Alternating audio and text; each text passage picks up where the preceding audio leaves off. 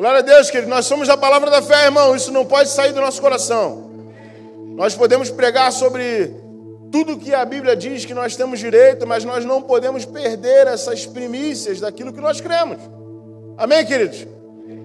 Então, como eu disse, um irmão me perguntou uma vez: pastor, você é daquela igreja da confissão positiva? Eu sou, irmão, porque a Bíblia, ela diz coisas positivas ao meu respeito. Quando ela fala negativamente, geralmente ela está falando sobre algo que envolve a carnalidade do crente. Quando o apóstolo Paulo, por exemplo, chama a atenção das igrejas e fala coisas que teoricamente poderiam ser vistas como negativas ou puxões de orelha, na verdade é o amor de Deus sendo manifesto em cuidado. E elas estão diretamente ligadas ao que o crente está fazendo de errado. Mas aquilo que Deus fez estava certo. Aquilo que foi garantido para nós na cruz do Calvário estava pronto, perfeito, justo. Nós fomos feitos justiça de Deus, perfeitos em tudo. Quando eu e você erramos, nós escolhemos deliberadamente não andar debaixo dos princípios que nos fazem dar certo. Quando nós não damos certo, geralmente nós estamos debaixo de princípios que fazem com que dê errado. Quando eu e você passamos por dificuldade, geralmente, e observem que eu estou dizendo várias vezes, geralmente está interligado à falta do meu compromisso com as verdades bíblicas ao meu respeito. Fiquei até sem ar. Amém, querida? Agora, pastor, sempre é? Eu falei, geralmente. Porque a Bíblia também vai falar sobre a aflição do justo. Quando eu e você estamos fazendo tudo certo e há uma pressão diabólica para a gente parar. Amém, querido? Dentro desses dois cenários, irmãos, eu enxergo, mesmo assim, mais coisas boas na palavra do que desafios. Ah, pastor, eu olho para a vida dos apóstolos, eles foram perseguidos.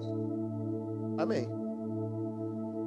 Mas são os próprios apóstolos que dizem isso, não fui eu que inventei. O apóstolo Paulo disse que perigo, espada, nudez, frio, fome, é coisa ruim ou não, irmão? Ele disse que essas coisas eram leves e momentâneas tribulações. Sabe por que essa ótica é vista pelo apóstolo Paulo e pelos outros apóstolos, irmão? Porque se comparado aquilo que nós temos direito, é nada. Sabe por quê, irmãos? Coisas terríveis, como ser crucificado de cabeça para baixo, ou ser degolado nu em praça pública, se tornam pequenas, irmãos, porque elas são comparadas àquilo que nos foi dado como herança. É claro que quando nós pensamos nessa herança celestial, eu e você precisamos nos doutrinar obrigatoriamente, olhar para o nosso futuro na eternidade. Mas eu não posso ser negligente de olhar para a palavra e não reconhecer os princípios que me dão direito a usufruir de coisas boas nessa vida. Amém, irmão? Diga assim, vai dar certo. Isso não é uma opção. Quando você coloca dessa forma, irmãos, as coisas começam a se descortinar de maneira diferente na minha e na sua vida. Quando não dar errado, quando dar certo for a única opção, irmãos, você vai começar a viver uma vida mais leve. Experiência própria, irmão. Não estou dizendo a história da carochinha que me contaram, não. Eu vivo isso, irmão. Agora, existem princípios que eu e você precisamos aprender a andar debaixo deles. A Bíblia é um compilado de princípios, irmão. Eu e você não podemos decidir qual princípio eu quero ou não quero cumprir. É claro que é decisão cumprir ou não, mas eu não posso querer ter os melhores resultados que a Bíblia me garante cumprindo apenas os princípios que eu quero, ou que são mais confortáveis para mim, sim ou não. Amém ou é de mim? Você está comigo? É por isso que eu queria ler um texto com você, que está lá em Mateus, no capítulo de número 13.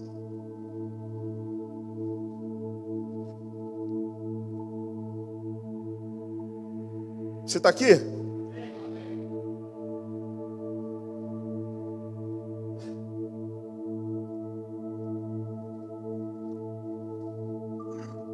Dar certo, irmão, não é opcional. Vou repetir isso muitas vezes aqui. A opção que nós temos, irmão, geralmente está ligada a quando der certo o que nós vamos fazer com o resultado. Porque vai dar certo, à luz da palavra, e se os princípios forem cumpridos. Você percebe que não é a lá vão ter, não é de acordo com o meu achismo gospel, não é porque eu pareço crente, não é porque eu vesti uma capa celestial. Eu olho talvez a Bíblia e vejo a armadura do Espírito lá descrita em Efésios e acho que eu posso tirar e colocar a hora que eu quiser. Mas a Bíblia vai dizer que vestida, pois, a armadura do Espírito, eu devo permanecer firme. Quem permanece firme não tira essa roupagem não, irmão. Amém? Não é porque eu acho, é porque eu cumpro princípios. Amém, queridos? Mateus capítulo 13, versículo 3 diz assim. Nós vamos ler aqui Jesus ensinando a multidão, e ele nesse momento vai falar sobre a parábola do semeador. Quem já ouviu essa passagem? Dá um amém aí. Diz assim a partir do versículo 3. Então lhes falou muitas coisas por parábolas, dizendo: o semeador saiu a semear. Está comigo? Se quiser colocar, não precisa colocar não. Não vai ter não? Então não tem opção, né? Obrigado, vocês são top. Desculpa, gente. Dizendo, o semeador saiu a semear. Eu amo essa frase, irmãos. Eu vou continuar lendo esse texto, mas eu quero que você grife aí na sua Bíblia, se você puder, essa pequena frase do início. O semeador saiu a semear. Eu amo porque existem coisas óbvias na Bíblia, irmão, que eu e você só não cumprimos porque nós não estamos atentos aos detalhes. Grifa isso aí que a gente vai falar sobre isso daqui a pouco, amém? Amém, irmão? O semeador saiu a semear. Versículo 4. Enquanto lançava a semente, parte dela caiu à beira do caminho, e as aves vieram e a comeram ou devoraram. Parte dela caiu em terreno pedregoso, onde não havia muita terra, e logo brotou, porque a terra não era o que, irmão? É só para ver se você está lendo comigo ou se você está no Instagram, amém? Versículo 6. Mas quando saiu o sol, as plantas se queimaram e secaram, porque não tinham raiz. Outra parte caiu entre espinhos, que cresceram e sufocaram as plantas. Outra ainda caiu em boa, diga assim, boa terra. Deu boa o que, irmão? Obrigado. Eu não posso ser professor, tá vendo? Não sou muito didático. Fala assim, deu boa colheita. Aí funciona melhor, tá vendo? A 100, a 60 e a 30 por 1. Aquele que tem ouvidos para ouvir, ouça. Amém, irmão? Talvez você já tenha se deparado com esse texto sobre vários aspectos. E a Bíblia, nessas parábolas de Jesus, ela não é muito clara, muitas vezes, no que Jesus queria dizer. Algumas vezes, nesse texto, inclusive, acontece isso. Em Mateus, Jesus acaba explicando para os seus discípulos. Mas, antes de explicar, ele até vai dizer para eles o seguinte, olha, fazendo alusão, por isso que Jesus sempre fala, quem tem ouvidos a ouvir, ouça, fazendo alusão ao texto de Isaías, que nesse tempo de Jesus, muitos ouviriam e não entenderiam. Amém, irmão? Aqueles mesmos que estão ouvindo, não ouvem. Basicamente, mais ou menos isso o texto. Por isso que você vê Jesus diversas vezes falando assim, em verdade, em verdade. Todas as vezes que ele fala em verdade, ou quem tem ouvidos para ouvir, ouça, ele está fazendo uma alusão a um texto bíblico do profeta Isaías. Amém, queridos? Sobre o tempo daquela época onde Jesus estava operando entre os seus 30 e 33 anos de idade. Amém, irmão? Fato é que quando nós ouvimos esse texto, nós podemos puxar diversas interpretações dele. A primeira delas, obviamente, e a mais conhecida, e é até talvez onde Jesus estava caminhando nesse ensinamento, fala sobre a semente ser a palavra, o solo ser o coração e o semeador ser o agricultor, o próprio Pai, a figura do Deus eterno. Mas como nós entendemos, irmãos, à luz da palavra, que a palavra é rica e ela tem diversas faces e ela se renova a cada dia. Um mesmo texto que nós lemos de um modo, nós podemos interpretar de outro. E eu quero trazer uma outra ótica, uma outra visão sobre esse texto. Amém, irmão? Primeira coisa que eu quero que você anote aí é o seguinte: o único resultado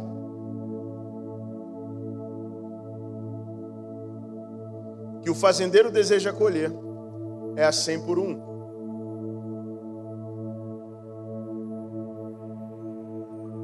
Gênesis no capítulo 26, versículo 12, vai dizer assim: Isaac formou lavoura naquela terra e no mesmo ano colheu a 100 por 1, porque o Senhor o abençoou.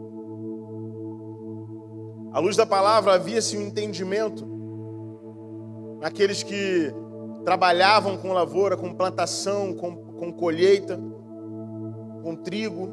Havia-se um entendimento de que a melhor colheita é a colheita de 100 por 1. Ou seja, eu planto uma semente e colho 100. Deu para entender? Haviam colheitas boas de 60 por 1, de 30 por 1, mas a melhor semente à luz da palavra para aquela época era uma colheita de 100 por 1. E era desejo de Deus que nós colhêssemos a 100 por 1. Porque Deus sempre vai olhar para nós e esperar que nós possamos ter os melhores resultados. Ah, pastor, mas nem sempre eu tenho o melhor resultado.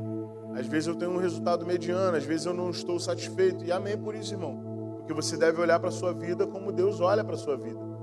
Você deve querer, de fato, os melhores resultados.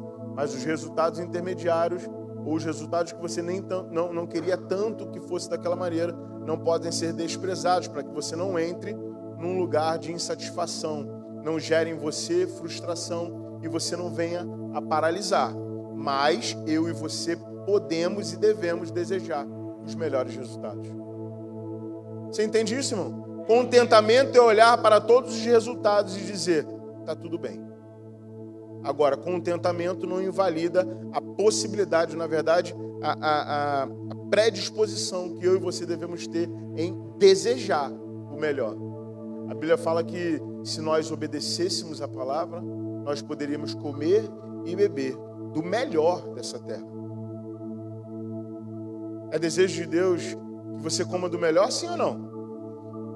Amém, irmão? Salmos no capítulo 35, versículo 17 diz assim: Contem de alegria e regozijo a todos que desejam ver provada a minha inocência. E sempre repitam: o Senhor seja engrandecido. Ele tem prazer no bem-estar do seu servo. Está na sua Bíblia isso, sim ou não? Você não está conferindo, você está olhando para mim? Quando eu falar, vamos ler a Bíblia, olha aí, irmão. Você tem que saber que eu posso estar inventando ladainha, você cai na história do pregador do momento e aí você se lasca lá na frente. Amém, querido? Do momento que eu digo que eu estou pregando aqui agora. Eu não sou pregador do momento nenhum. Olha, o pessoal já me... Eu gosto da correção da equipe pastoral. Chega rápido, a cavalo. Amém, irmão? Você precisa ler a sua Bíblia, irmão. Estava falando isso com a equipe de liderança lá em cima agora. Se eu e você não conhecemos a palavra, nós não sabemos nos comunicar com o autor dela. Se eu e você não temos a palavra guardada no nosso coração, ela nunca vai ser a espada, ou ela tem o potencial de ser uma espada, mas ela nunca vai ser essa espada penetrante, porque ela não está gravada, guardada no bom solo do nosso coração. Então, você que vive debaixo desse ambiente de não ter intimidade com a Bíblia, pode cair no erro de pedir ou falar coisas com o Senhor que não são da vontade dele, ou pedir coisas que já foram feitas e você está perdendo tempo. Amém ou é de mim? A Bíblia manda eu orar por salvação? Sim ou não?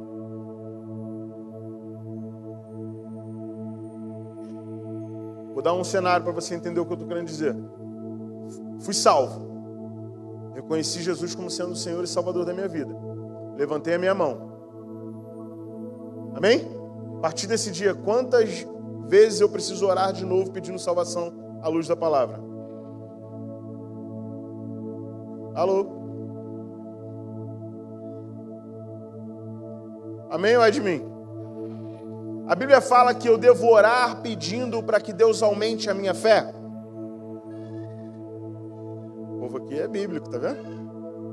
Quem pensou em responder sim, falou assim, não. À luz da palavra não tem nenhum texto que corrobore com essa narrativa, que eu posso pedir a Deus. Pelo contrário, a Bíblia vai dizer que em cada um de nós foi depositada uma mesma medida de fé. E como fé cresce então? Vivendo, ouvindo a palavra. Fé nasce com vivência. Amém, queridos? A Bíblia fala que fé vem pelo ouvir e ouvir a palavra de Deus. Mas também fala que se nós não podemos ouvir e não praticar, porque se nós ouvimos e não praticamos, somos como servos negligentes. Então fé cresce à medida que eu pratico, que eu ouço e pratico. Ouço e pratico. Aprendo e coloco em pauta. Aprendo e faço. Não adianta nada Deus dizer para eu ser um bom servo e eu chegar no meu trabalho e ser um mau servo. Porque a Bíblia fala que eu devo servir como ao Senhor. Será que eu e você estamos servindo no nosso trabalho como ao Senhor? É literalmente isso que quer dizer. A Bíblia está dizendo para eu e você olharmos para o nosso chefe como se ele fosse Deus. Faz sentido isso para você? Como ao Senhor é servir a Ele como se naquele lugar ali na cadeira dele Deus estivesse sentado. Não está dizendo que seu chefe é Deus. Faz sentido? Está dizendo para a sua ótica ser adaptada a servir ao próximo como se lá estivesse o próprio Deus. Na igreja é a mesma coisa. Como eu devo servir o meu irmão na minha comunidade local? Como se eu estivesse na presença do próprio Deus. Como eu e você devemos ofertar? Como se eu e você de fato não estivéssemos ofertando para um CNPJ, mas estivéssemos ofertando para o próprio Deus. Ah, pastor, mas tem muito escândalo sobre isso, irmão. Para de historinha. Para de graça, de palhaçada. Está na hora da gente ser adulto. Você não quer dar porque você não quer dar. Não é porque alguém errou. Que bobeira é essa? Porque alguém cuspiu no lanche do McDonald's, você nunca mais vai comer McDonald's. Então para de comer. Porque alguém um dia roubou um banco. Você nunca mais vai depositar dinheiro lá? Você sabe por que a gente continua depositando dinheiro no banco natural, mesmo sabendo que o banco já foi roubado? Porque nós nos sentimos seguros. Porque existe seguro. A gente sabe que o banco é guardado por uma instituição de seguros, e se o meu dinheiro que está lá for roubado, esse seguro cobre. Mas a gente é incapaz de confiar que Deus está acima de pastores safados.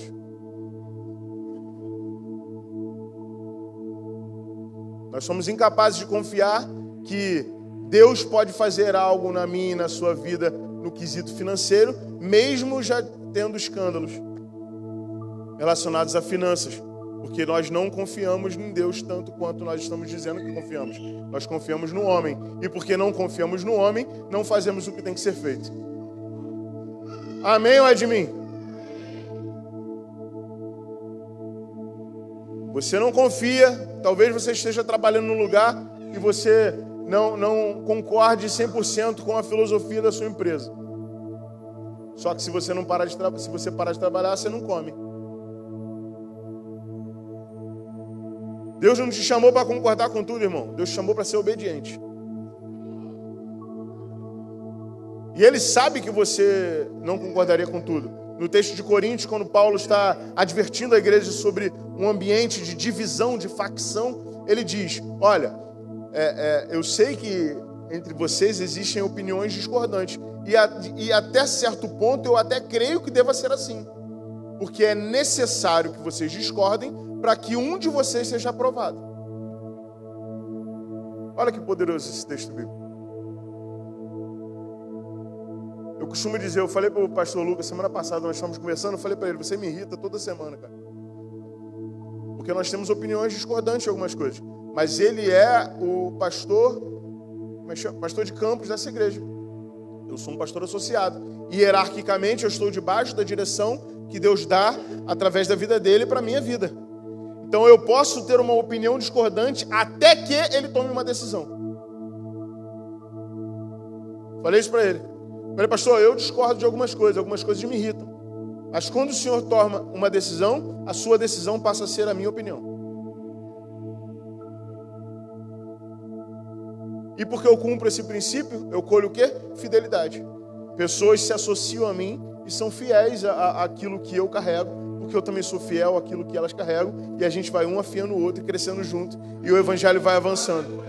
Eu não quero saber se já roubaram, irmão, eu boto o dinheiro aqui mesmo. Eu não quero saber, irmão, de historinha da carochinha. Ah, porque o pastor fulano da igreja, do Instagram, chegou lá com segurança e Ferrari. Eu vou chegar de Honda City 2013 e não admito entrar nesse lugar e não ser um generoso ofertante. Talvez eu chegue num ponto, irmãos, que eu não vou poder falar assim, apesar de que o evangelho tem que ser pregado em qualquer circunstância. Mas hoje eu sou um pastor associado, eu não recebo R$1 da igreja. É a estação que nós estamos agora. Então, eu vou dizer, talvez o pastor Lucas queira dizer. Entendeu? Segura aí, tá de férias mesmo? Ele vai só ver depois. Para de palhaçada, irmão. Que história é essa? A gente está lidando com criança, vocês erraram. O departamento infantil é subindo a escada. Cheios de kids lá, estão com liçãozinha lá para colorir. Jesus lá, barbudo. Vai aprender sobre Pedro, Tiago, João no barquinho. Não pode falar de coisa séria. Tem que voltar a cantar. Sou um soldadinho. Não sei se canta hoje em dia isso ainda. Amém, irmão? Aqui é adulto que se reúne. A gente fala com adulto assim. Ah, pastor, eu não quero ofertar, eu não acredito nisso. Então não vem mais. Está fazendo o que aqui? A tua cadeira foi comprada com dinheiro. O ar-condicionado foi comprado R$90 mil, irmão, para botar ar-condicionado. E aí? Brotou? Do além? Ah, eu gosto tanto do louvor da United. Pô, irmão, para botar isso aqui é caro para dedéu. A gente está com essas duas caixinhas, graças a Deus, obrigado, Senhor, por essa estação que tem essas caixinhas ruins. Muito obrigado. Para trocar isso por um mediano, é o que a gente viu lá, o Jai? Uma faixa de uns 100 conto. Mediano, irmão. Hã? O Gustavo sabe de cor. O Gustavo é pastor de produção. Não é isso? 100 conto, mediano. Se quiser botar um som pauleira, é 500 pau, mano. É isso, não é? Aí, velho, não consigo ver um anúncio.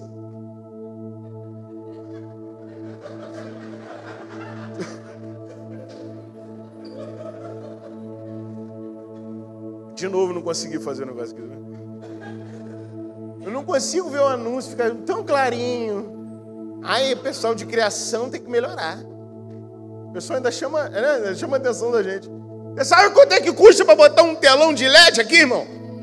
50 conto.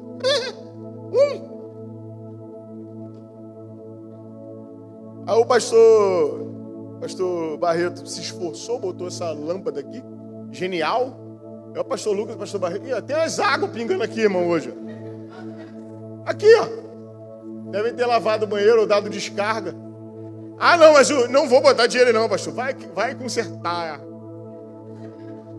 Faz assim, irmão, igual o Goku, o Dragon Ball. Pô, irmão, pelo amor de Deus, irmão. A gente precisa acordar para a vida, queridão. A gente precisa acordar aquele que... Obrigado, irmão. Pode deixar o pano aí, que eu acho que tá pingando mais. O que eu e você sabemos à luz da palavra, irmão, que vai dar certo. Mas quando vai dar certo? Quando eu e você entramos num ambiente onde dar certo é possível. Se eu estou cumprindo os princípios para os quais o Senhor me enviou e Jesus me ensinou, tem que dar certo. Não existe essa possibilidade de dar errado. Quando vai dar errado? Quando eu não estou nesse ambiente favorável. Amém, querido? Eu vou pregar aqui. Se você quiser ir embora, pode ir embora. Tem umas coisas boas aqui para falar ainda aqui. Eu quero falar com você, eu vou gastar 5 minutos aqui, de 5 a 50 minutos.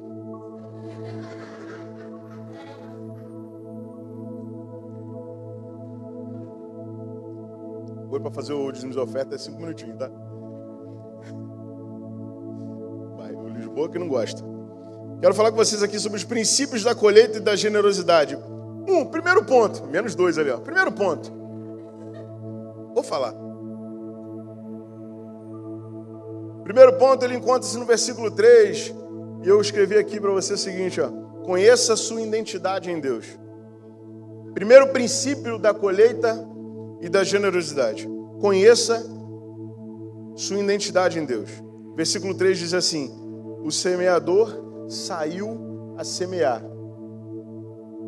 Irmãos, quem não sabe que foi feito um semeador, faz tudo menos semear. Se você não conhece que Deus te chamou para ser um semeador, você vai fazer tudo menos semear. Se Deus te chamou para ser um pescador de homens, como ele diz para Pedro quando ele estava pescando peixe, se ele não fosse claro nessa comunicação, Pedro faria qualquer coisa menos pescar gente. Amém ou não? Conheça quem você é, e quem você é está descrito na palavra. O que você tem direito, o que você pode, o que você foi chamado a fazer, tudo isso está disposto na palavra para mim e para você. 2 Coríntios, no capítulo 9, versículo 10, diz assim: ora, aquele que dá semente ao que semeia. E olha que top, irmão. Quando o semeador sai a semear, ele pode estar garantido ou revestido do empoderamento de saber que o Deus que enviou é o que dá semente a ele que semeia. Então, quando o semeador sai a semear, a semente que vem de Deus é depositada na vida dele para que ele seja um semeador que possa semear. Gostaram dessa? Amém, irmão? E pão para alimento também suprirá e aumentará a vossa sementeira e multiplicará os frutos da vossa justiça, enriquecendo-vos em tudo. Diga assim, amém. Para toda generosidade, a qual faz que, por nosso intermédio, sejam tributados graças a Deus. Segundo ponto, faça o que tem que ser feito. Amém, queridos? Quem sabe quem é, sabe o que tem que ser feito. Se você não sabe quem você é, você não sabe o que tem que ser feito, consequentemente você não faz, consequentemente você não está num ambiente propício a receber aquilo que você pode receber e tem direito. Aí você vai ficar choramingando, porque você tem cara de crente, cheiro de crente, jeito de crente, mas não crê. Como eu costumo dizer, e o pastor Lisboa adora, o cachorro late. O gato mia e o crente. O cachorro late, o gato mia e o crente crê. Faz parte da nossa essência. Obrigado, gente. O pessoal está me ajudando hoje aqui. Amém, queridos? Gálatas, no capítulo 6, versículo 7, diz assim: não se deixe enganar, de Deus não se zomba, pois aquilo que o homem semear, isso também colherá. Amém, queridos? Gálatas, no capítulo 6, versículo 9, diz assim: e não nos cansemos de fazer o bem, pois no tempo próprio colheremos, se não desanimarmos. Portanto, enquanto temos oportunidade, façamos o bem a todos, especialmente aos da família da fé. Está na Bíblia, irmão. Amém? Terceiro e penúltimo ponto. Semeie sobre todos os solos. Você percebe que quando o semeador saiu a semear, ele tinha um punhado de semente. E ele, aonde viu terra, semeou. Ah, mas ali tem espinho. Não vou gastar essa semente lá, não. Semeia, irmão. Semeia, irmão. Você tem uma relação na sua vida, seja profissional, ou aqui na igreja, ou familiar, espinhenta, que te traz desconforto, que quando você chega perto, às vezes machuca, mas é necessário que você esteja perto, semeia. Faz a sua parte. Talvez você vai ter relações ou associações com pessoas que não são uma terra profunda necessariamente. Não chegaram lá, irmão, estão crescendo, acabaram de chegar. Como é que eu vou esperar de alguém que ele deu o que a pessoa não tem para dar? Eu posso fazer a minha parte. Semeie. Pega a pessoa mais desafiadora, irmão, talvez essa pessoa até seja eu na sua vida, mas pega a pessoa que mais te desafia. Semeia, irmão. Semeia. O quê? O que Deus colocar no teu coração. Ah, esse cara no meu departamento, irmão, esse aqui me tira do sério. Para eu servir lá em Kids, essa pessoa é meu espinho na carne. Olha que terrível, irmão. A Bíblia fala que o espinho na carne de Paulo eram pessoas que despregavam o que ele pregava, os judaizantes. Eu estou com um irmão confessando a mesma coisa que eu, no mesmo propósito, na mesma disposição mental, no mesmo parecer, guiados no mesmo caminho, debaixo da mesma visão, na palavra da fé, e eu estou dizendo que ela é meu espinho na carne, irmão. Essa pessoa, você vai começar a ver ela a partir de hoje com outros olhos. Semeie, irmão. Semeie um abraço, um sorriso, dinheiro, presente, qualquer coisa, irmão, que Deus colocar no teu coração. Faz a tua parte. Para de chorar minguela, irmão. Para de querer puxar da pessoa, sugar. Aí a pessoa começa a falhar, meu irmão, porque ninguém tem energia ilimitada. Às vezes você vai esmorecer, vai entristecer, vai cansar. E você tem que estar lá perto dessa pessoa e falar para ela, olha, irmão, sabe o que a palavra diz a seu respeito? Que aqueles que esperam no Senhor têm as suas forças renovadas, voam como águia, caminham e não se cansam. Eu estou contigo, meu irmão. Ou você é aquela pessoa que fala assim, ah lá, já esmoreceu. Falei que não ia durar? Os crentes macumbeiros, irmão.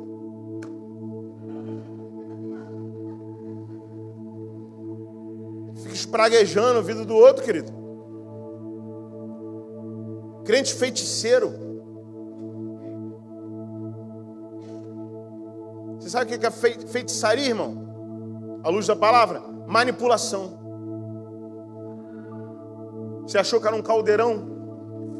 Com pelo de gato, pata de camelo, orelha de morcego? Não, irmão. Feitiçaria, à luz da palavra, no original, significa manipulação. Sabe aquela pessoa que manipula todo mundo? Crente feiticeiro, irmão. Está repreendido. Vai queimar no inferno, irmão. Porque pode ter cara de crente, jeito de crente, cheiro de crente, não está crendo em nada. Não é crente, irmão. É joio no meio do trigo. Aí eu estou te falando isso para você pensar em alguém? Não, pense em você, irmão. Será que sou eu essa pessoa? Aí eu vou te dizer, não é. Porque se você tem esse pensamento, porque você está no lugar certo. Porque quem é essa pessoa, irmão, acha que está certo sempre. Se Deus está te ajustando aí, irmão, movendo algo dentro de você, é porque você está no caminho certo. Se arrepende, irmão. Se arrepende, volta para o caminho da salvação. Volta para o caminho da prosperidade. Volta para o caminho da fé. Passa a falar certo a partir de hoje. Ah, estava espraguejando. Passa a falar coisa boa, irmão. Amém, querido? Quarto e último ponto. Desculpa, terceiro ponto. Eu queria ler um texto com você. Malaquias, no capítulo 3, versículo 10, diz assim: tragam dízimo a todo o depósito do templo, para que haja mantimento na minha casa. Esse texto é muito conhecido, a gente usa ele muito em dízimos e ofertas, mas eu quero que você se atente à parte B desse versículo. Diz assim: ponha-me à prova, diz o Senhor dos Exércitos, e vejam se não vou abrir as comportas dos céus e derramar sobre vocês tamanhas bênçãos que nem terão onde guardar. Irmão. Sabe o que significa isso, querido? Quando eu não escolho o solo, eu não julgo o livro pela capa, irmão, eu não sei nem de onde vai vir a colheita, porque eu estou plantando certo aonde eu estou andando. Não é o solo certo, é eu plantar certo. A semente está pronta, irmão. O solo, cada um na sua estação. Agora, o que eu preciso fazer? O semeador saiu a semear. Se você é um semeador e está dormindo, você é um preguiçoso. Aí Provérbios vai dizer, vai ter com a formiga, preguiçoso.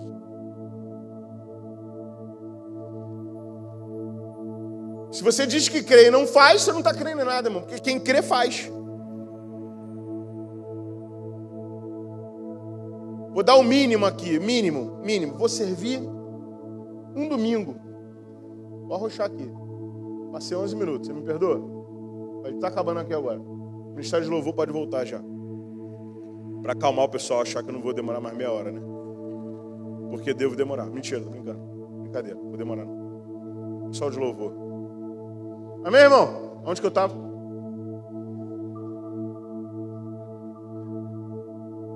Semeador saiu a semear. Vai ter com a formiga, preguiçoso. É isso que eu parei, né? Você viu? É isso, pô. Aí, caramba, tá vendo? Pode andar contigo por causa disso.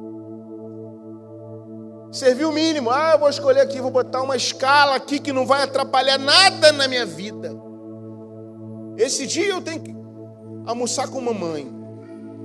Esse outro tem apresentação da minha prima de 3º grau. Qual é, irmão? Me ajuda.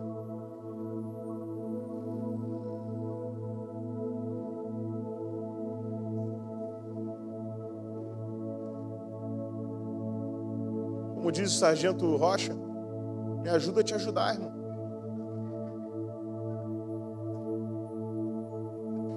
Amém, querido? Eu não posso querer fazer o mínimo, irmão, e esperar o máximo. Essa matemática não existe. Deus, Ele pode fazer a tua semente, trazer para você uma colheita de 100 para 1, mas precisa botar 1 lá, irmão. Precisa caminhar, precisa andar, precisa sair para semear. Deus me chamou para pregar. Está esperando o púlpito, irmão? Prega! Seus púlpitos de hoje são quais? Eu lembro dos meus há 15 anos atrás, quando eu 15, acho que já passou, eu falo 15, já tenho uns 5 anos. Eu lembro com 19 anos, irmão, quando eu encontrei o Senhor novamente na minha vida e fui resgatado do Império das Trevas. Os meus púlpitos era o metrô do Rio de Janeiro, irmão. Eu lembro de uma vez estar conversando com uma senhora, falando do Evangelho da Salvação para ela, e a gente começou a chorar junto, que eu sou chorão. E quando eu dei por mim, tinha umas 20 pessoas olhando, irmão, recebendo meu púlpito, irmão. Eu lembro dos dias que eu estava aí, onde você está hoje. Sendo abastecido, sendo forjado, sendo tratado, sendo moldado para aquilo que Deus me chamaria, irmãos. Deus não vai te colocar em público, e não se trata de ser completamente pronto, irmão. Mas Ele não vai te colocar em público se você não estiver preparado, irmão. Não é pronto, é preparado.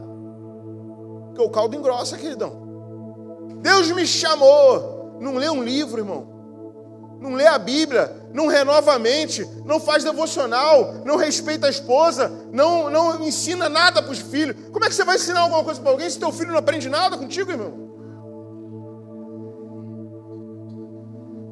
E não é aprender de falar, porque chegar aqui em cima e ficar falando para você é mole, irmão. Vou te falar, é a cereja do bolo do chamado. É mole, eu fico aqui 3 horas, você sabe. Falando. Fico aqui mesmo, mole, irmão, mole. Com um versículo eu já falei 1h30. Outras ocasiões, hoje eu usei uns 5. Amém, irmão? É mole, queridão. Prega com a sua vida, semeia. Semeia a sua parte, semeia dinheiro também, irmão. Para de palhaçada. Assim, qual é o projeto que a igreja está? Nenhum. Vamos inventar, pastor, um projeto. Vamos fazer um negócio, vamos gastar um dinheiro nessa igreja para deixar ela bonitona, para deixar confortável.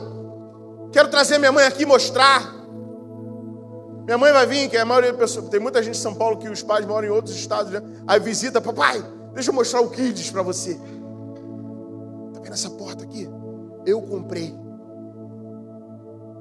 Irmão. Se orgulha da sua semente, irmão.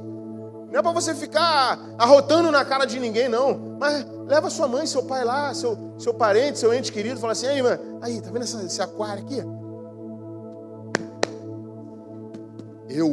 Fui eu não, tá? Tô só dando um exemplo. Mas antes do ar-condicionado tinha uns 4 ventiladores aqui, né? 6 ventiladores, eu comprei 2. Sentiu? Eram os 2 daqui, ó. Sentiu um fresquinho? irmão, aqui da igreja comprou os 4 aparelhos de ar-condicionado. Eu não vou dizer quem é, porque ele não quer. Ele não quer essa glória. Ele pode chegar aqui, irmão. O sangue pode estar dando na canela, irmão. A vida pode ser desafiadora, pode estar exigindo o máximo de você. Mas ele entra na comunidade local dele e fala assim: eu comprei esse ar, hein? Deus me abençoou e eu abençoei a igreja.